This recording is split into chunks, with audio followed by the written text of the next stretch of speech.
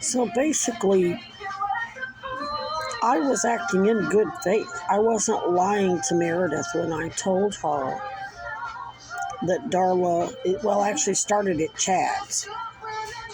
Chad kept trying to convince me that he was talking about how I really did some incredible shit by launching the investigation into Beasley and going and getting on that witness stand knowing I had a warrant for my arrest. In fact, Minnie in Orlando compared me to Jean Valjean from Les Miserables. But he said, nobody expected you to get on that stand, Heather. They thought you were going to run. And not only that, you basically pissed your wife off and snitched her out to the prosecutor when she wasn't going to drive you all down there and she was going to refuse to show up. You got the prosecutor on the phone. The prosecutor got Faye on the phone and said, you'll show up or you'll be held in contempt.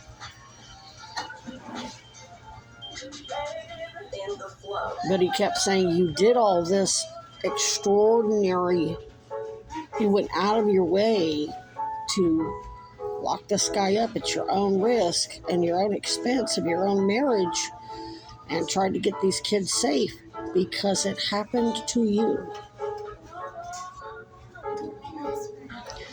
And they kept trying to tell me you're... So they were right. But they're the ones that kept bringing it up. And actually they're mandated by law to do that. Because if you've been engaged in child trafficking ever, you're probably still doing a whole lot of ugly stuff. And let me tell you, based on the fact that they're having Meredith reach out to me over state lines, once she picks up that phone and calls me or texts me or calls CBOEO or calls the State of Vermont Emergency Housing Hotline, she's committing crimes against the fucking state of Vermont. Not just me.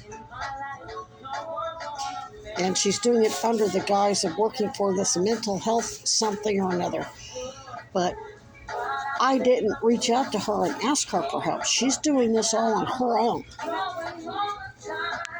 She's obstructing justice. And I'm sure she got that job through Piper and Cronin and Munoz. But I was acting in good faith. I was telling you, just because they did the shit doesn't mean that Piper and Munoz and her dad was involved. Piper, her brothers and them were all involved in bringing in those drugs, and everybody knows Bill Clinton is a fucking rapist, piece of serial, child molesting sack of crap. And I was telling them in good faith, those people that you trafficked me to and that you trafficked those drugs for, and Mary's involved in all that healthcare fraud with, they're blaming it all on you. Karma's a bitch, motherfuckers. You did all that shit and falsely blamed it on Dad. Now all your partners in crime are blaming it all on you. Like they ain't got nothing. They're not the ones bringing in the drugs, and they're not the ones that came and wanted to touch kids and yada yada yada. Granted, they weren't pimping us out to millionaires. They were pimping us out to local cops and doctors and I don't know, local politicians. At what level, I don't know. I was a fucking autistic kid. But it must have been something pretty goddamn bad for them to be stupid enough to threaten me in a fucking text, knowing it's all blowing up all over the news, this Epstein stuff, and they're like, oh yeah, you were abused, you deserve domestic violence support, oh, but just don't mention our role in it, you gotta blame it all on your father, like, that's what she was implying, what you and Mitzi went through. No. Now, I defended Mom when Dad got in her ass, and I never could understand why he did it. Now I understand. She asked for it. Why the fuck he didn't kill her, I don't know. Because I begged him not to.